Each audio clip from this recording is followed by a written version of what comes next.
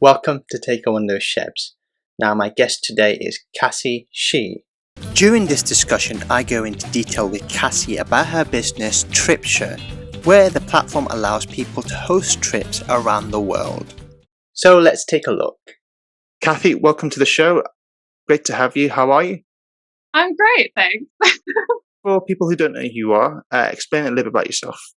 Yeah, sure. So I'm Cassie. I'm the founder and CEO of Tripsha. So we're like a travel startup based in New York, but working globally. Awesome. We'll come on to your business slightly later, but I like to ask everyone where the initial love for travel started.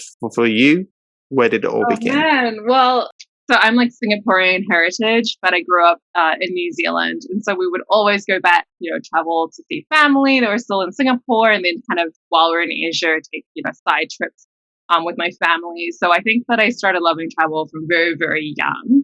And it kind of just grew from there. Like in New Zealand, there's a big culture of OE, which is like where you go overseas. It's like almost like a gap year equivalent. So I did that as well. And, I did exchanges during college or I guess university, depending on where in the world you're hearing this. So I think just travel's always been a part of my life and my identity. Yeah, so I think that's just part and parcel of being an immigrant kid is like you just get used to going to different places and seeing different things. And you're currently now in New York. So how did that all happen for you? Why did you move to New York, I should say? I actually first came to New York in my early 20s. I took up an internship at the New Zealand mission to the UN. And I loved the city. It was only for summer, too short in my opinion. I wanted to stay. After New York, I went to Taiwan to study Chinese, and that's actually where I met my boyfriend, who was from New York and who's now my husband. So we did long distance New Zealand to the US for a couple of years, which was like very challenging because of the time zone. And so when the opportunity kind of came up to be like, hey, we should get engaged, we should move somewhere. I was like, I want to, come to the US. To the business that you've currently got now, which is Tripsha, and just explain what that all involves. So, what is your concept behind the business? Tripsha is like a marketplace for like fun group trips, right? And what makes us different is that all the trips are individually hosted. So, just people who have like passions that they want to share. So, let's say you're a photographer, or you're a chef, or you're a diving instructor, whatever it is. They can create a group trip and post it to the marketplace, and other people can request to book with them. So yeah, we have a whole range of people on the site, and the idea is basically to make travel much more personable. So when I was looking for group trips, I found a lot of very kind of like cookie cutter trips or trips where I wasn't sure who I'd be going with. Is this like a 30 people on a bus type of situation? Like, what am I really getting myself into? And I wanted this kind of much more like, I want to talk to the person who's leading this trip. Like, why are they so excited to lead this trip? Who else is coming? And I couldn't find anything like that. So it's kind of like the reason I started Tripsha. The demographic age group, who is your target audience? And in terms of that, is it going to be people who are younger, older? Is it more luxury? What's it all based on? In the middle. So I wouldn't say we're like budget or luxury. I'd say we're sort of in the like, you have some disposable income, you want to like, squeeze the most out of your, 2 weeks vacation or whatever. Although we are seeing now more people take shorter like workations and stuff throughout the year.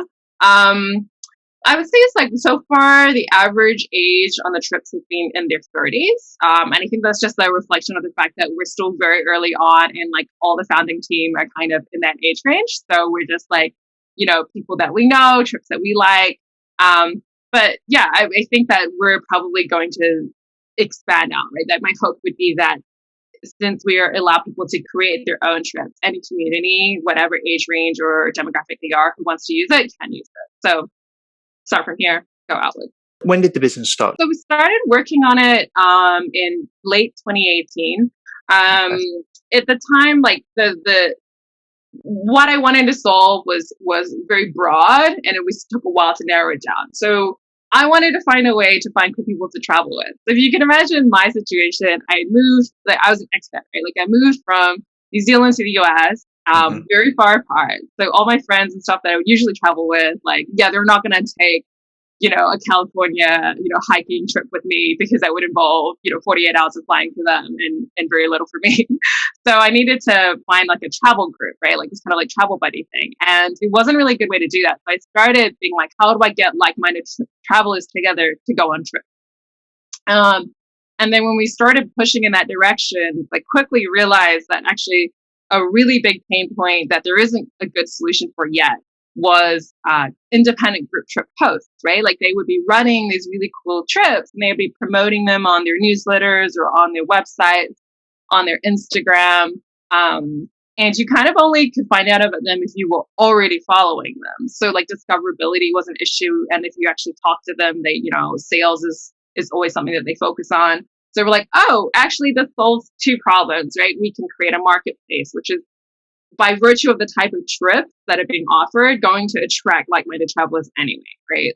So you got to make it easier for people to find groups to travel with and also help these like small business owners. So for me, it was like, oh, wow, this is like a perfect spot to have a business in. Who can host one of these tours? So could I potentially be a host of my own tour group? And can it be anywhere in the world, or does it have to be somewhere specifically that is, well, what Tripsha can sort of logistically help you with? So we don't have any other than like pure safety concerns. So like, for example, we don't allow trips to North Korea or something like that to be on the platform. But generally, we are pretty hands-off in terms of what the actual trip contains.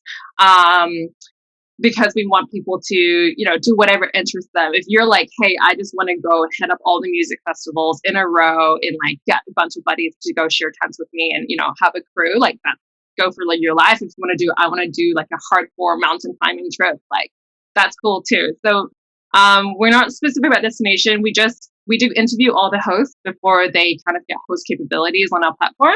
That's just to make sure that the experience they provide is good. Like, we ask them, like, have you led a group trip before? Like, where have you been? Just to check that they have, we can offer advice, but yeah, we don't really like constrain what you can do, where you can go. Once you've given a job to someone to host one of these tours, how does it work for them? Do they get paid for the tour? How do you guys I assume you get a percentage from that. How does it all work? Yeah, we do. So it's actually kind of more like Airbnb or an Etsy or something like that in terms of a marketplace model where you have an individual creator. Usually they're already doing this, right? Like they already have their own website. They're running these trips, but they're looking for a place like for distribution, right? They're looking for how do I get in front of a new audience? Sometimes they're also looking for just operational help because, if you can imagine being a small business owner, they're doing everything themselves, right? Like they're their own marketing team and like, sales and like just like planning these trips and talking to all of the guests or potential guests. So what we do is like we just give them a environment built just for that, right? So it only takes a couple of minutes to create a trip. You can do booking management, like payment tracking. You can like talk to the guests and take booking requests and all of these things that you might otherwise just be doing manually, tracking payments in Google Sheets or whatever. It's just like all built into the platform. So the way that it works is once they post the trip, we're at 10% actually, and that covers like our phone processing fees on the credit card or whatever, like all operational costs, and then 90% goes to the host. We think that's really important because the traditional model of like, especially guided group trips is like, there's a parent brand who hires a guide, gives them the itinerary, like, lead this trip. And then they only see kind of a really small portion of whatever was paid by the participants in that trip. So we wanted people to be like, hey, you don't have to just do what a company gives you. You can set up shop just by yourself, right? You can create trips that you're personally passionate about and decide how you want to spend the money and how much you want to charge and just have that freedom and that control over your own like business. When I first started traveling myself, I became a solo traveler after doing a lot of tours. I guess that one of the questions I'd ask you is, how successful can you become on the platform? I know obviously you've been running for a couple of years now, and obviously last year was maybe a write-off. But how successful can you become on this platform? Can it become like your full-time job as a host? that's what we want it to be. We want people to be able to take their passions and make whatever they want, right? Whether that's, look, I just want to run this, biannual, summit of writers and these writers retreats in these beautiful locations, like, however they want to use it. We have the mix, actually. We have people who do it part-time and people for whom leading group trips is their full-time job. And actually, Tripsha's head of trips did this jump herself. So she went from being Wall Street, basically, to becoming a group trip host, right? So she did that journey herself. And that's as successful as you want, especially because part of the things that we want, like in the kind of roadmap of what we want to offer hosts in the future, is a community of support where you can connect with other hosts who have built their business, found out what works for them, share resources, tips, collaborate, right? So this idea, like, it's really going to be two sides. One, travelers will have their own community and ways to connect with each other for trips, but then also the hosts will get the business support that they need to run what it takes to run a small travel business, which is a lot of work. It depends on what type of traveling you like. If it's the backpacking aspect of it, I assume you can advertise this will be a backpacker's paradise where we take coaches, overnight coaches, stay in hostels or stay in hotels that aren't too expensive. We can do all of that, and it's on a budget where it might attract a audience who, I know you said it's in between, but it might attract someone in between that sort of budget sort of field. Like, I go back to the bigger ones. They also have I think there's 3 levels or 4 levels where they've got like the YOLO, I think they call it, and then there's the middle, and then they call it like the luxury, where you can go. So I guess there's room for expanding the business, isn't there? Yeah, absolutely. I mean, I think before I said, oh, we don't constrain like what hosts can do. That's true. But what we do is we do encourage certain types of travel. So we encourage things that aren't like very touristy, like, or sightseeing. Like, we don't.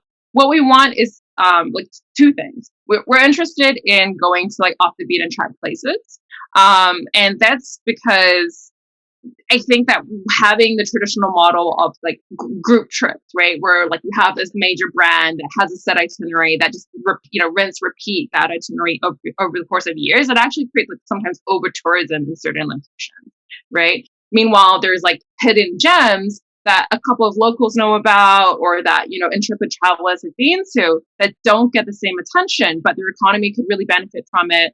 And it's just about like spreading out the impact of travel, right? So we try to encourage that off the beaten track. And then the second thing is that we prefer when the host brings something of themselves to the trip. So like I said, an example, like a photographer who's leading night sky photography, learn the basics, bring your gear. We'll show you all how to set it up. And we're going to do it over, 4 nights in this valley, right? Like, that's perfect because they're bringing something of themselves to the trip, or they're leading a yoga retreat and they're an instructor, or whatever it is.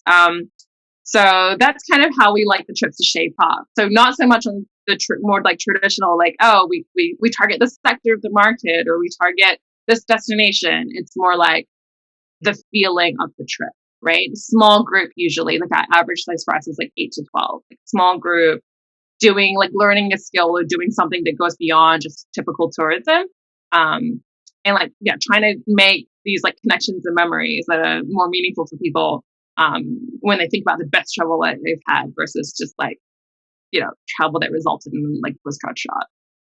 Can it be anyone from anywhere around the world can apply to be a host? We definitely want to encourage that. So right now, we partner with Stripe to be our payment platform. Yeah. So they have like the way that our accounts is set up. There's about 20 to 30 geographies which hosts can have like accounts in, where the system will work for them. Outside of geographies, it becomes a much more like personalized conversation. But so far, it hasn't been a challenge. And definitely, we see this as being something where you can host from wherever you are. And you also don't have to necessarily be a local. I've had that question before as well, where like, do I have to be living where I host? No, because like I said, a photographer typically goes to like a destination to, photograph something really impressive and then comes back. Like it doesn't have to be where you are, but it also could be. It's not constrained to like a locals only thing. I guess it will make it a bit more easier if you know where you're going. Because I mean, does that matter? So, or would you put it in your tour group? Right, I've never traveled there myself.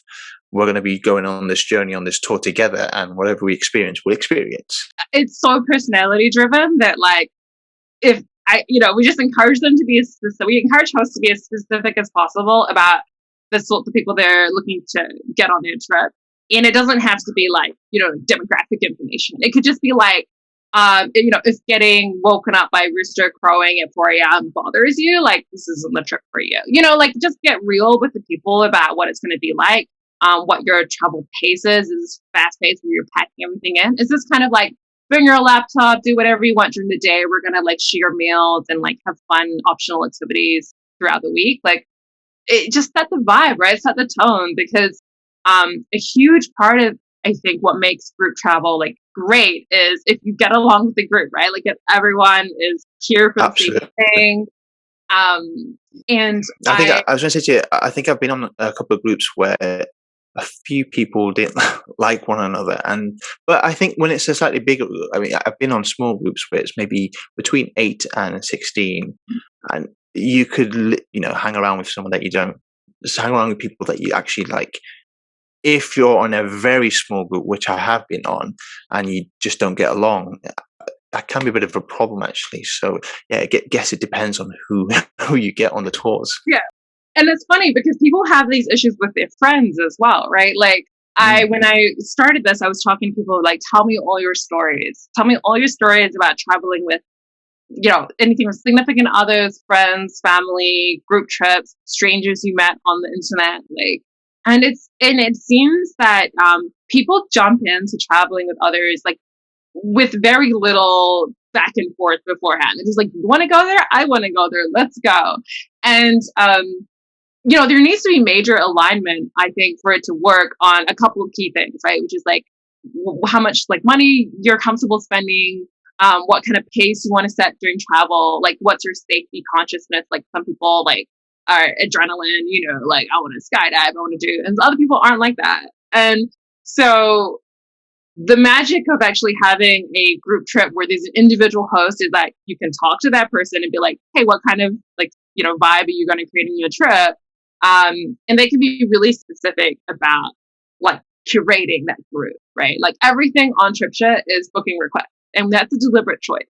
So like if you look at pretty much any other travel website, it's instant booking. It's like anybody with a Wi-Fi connection and a credit card can come on this trip.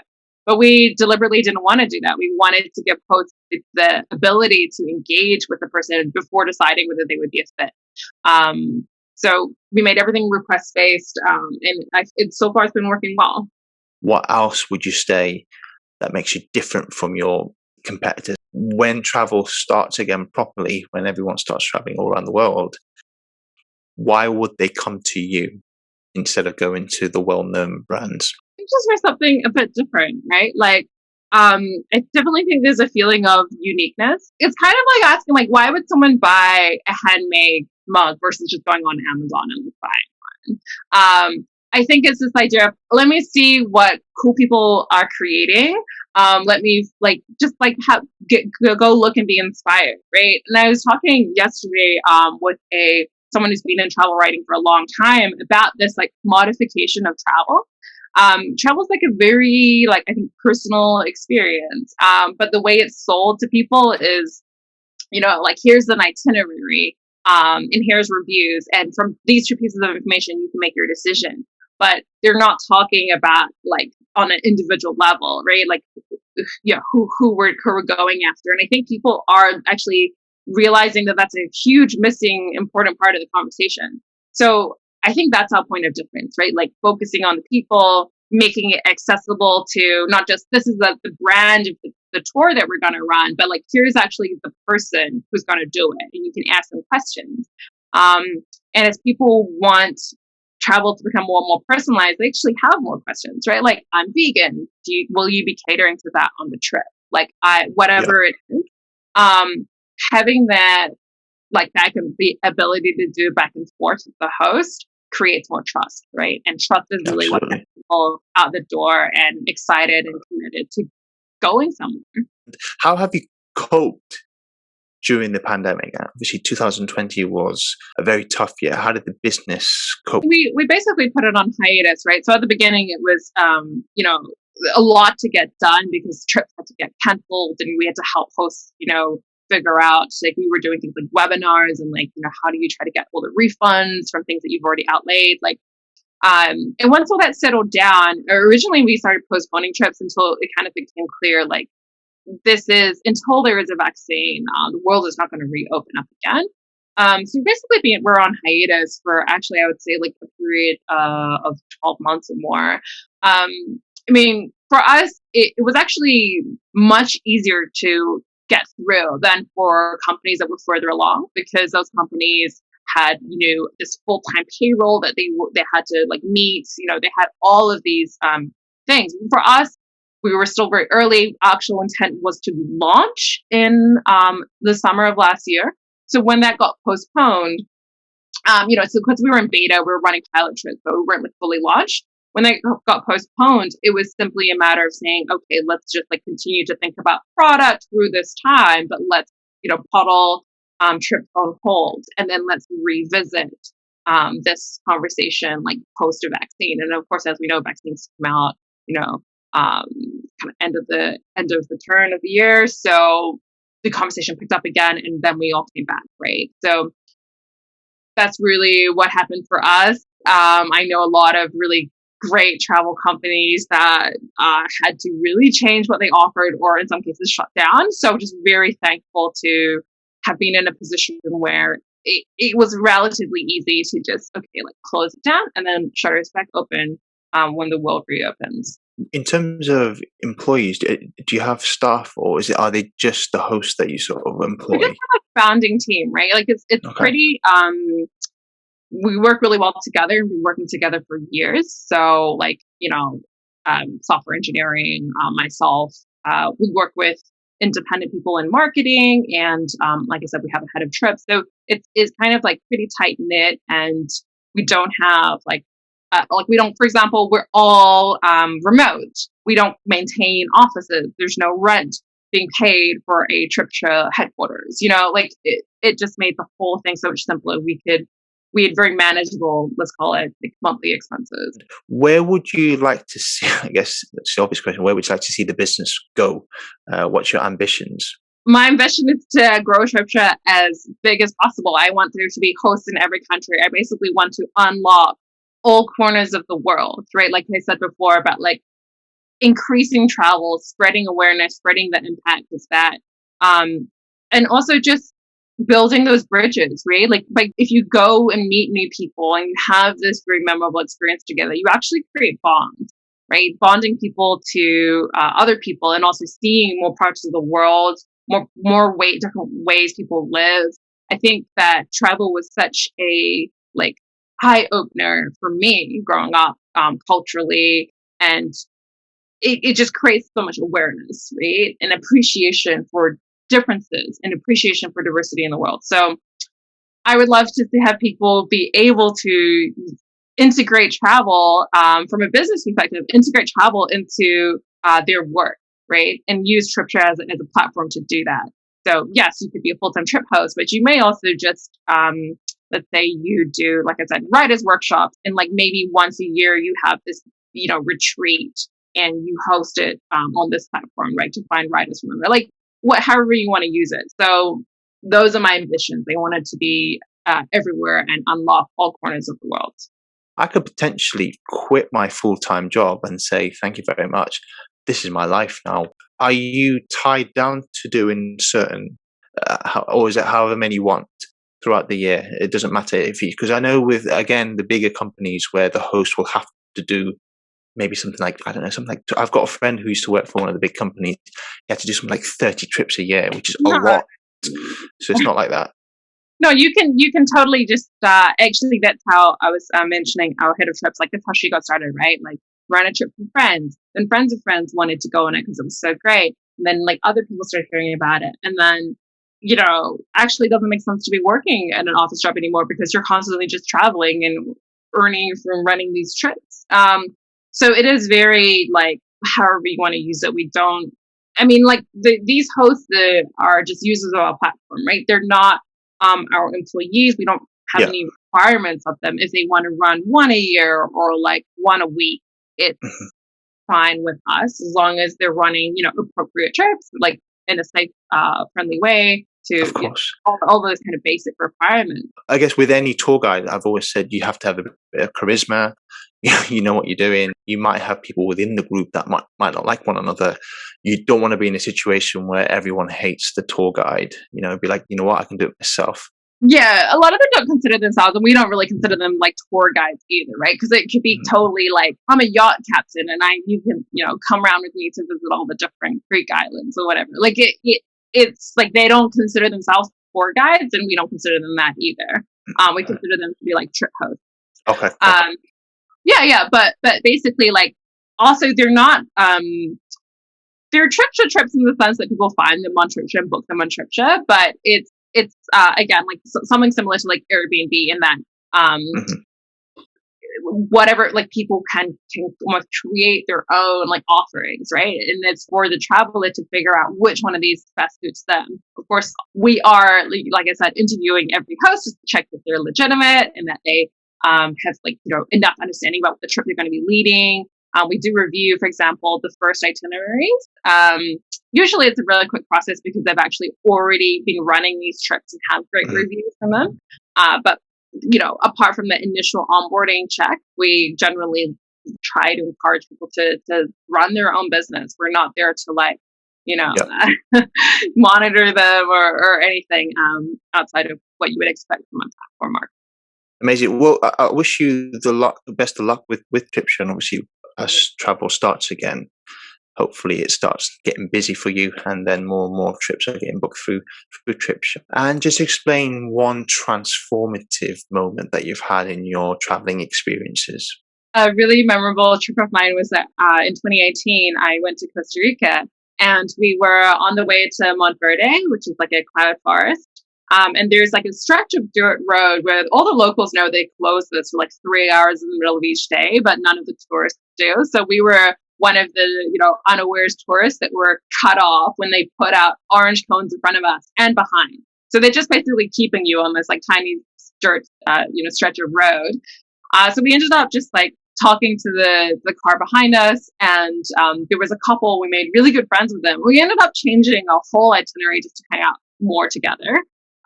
They were going, I think, to a like slightly different itinerary, and then they were finally going to end up at a friend's beach house. And they were like, there's spare beds. Like, you should totally come. It would be fine. So it kind of started me off actually, and gave me the conviction to be like, yes, Tripsha, this idea of like bringing people together in travel is actually what I want to pursue. I think that meeting them and a group of two becoming a group of four just added so much to the experience.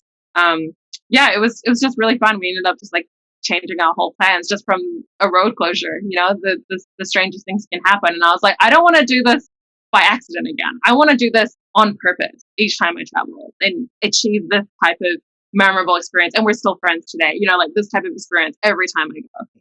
Just away from everything, where do you get time to sort of wine and dine? Do you have much hobbies as well to sort of relax to?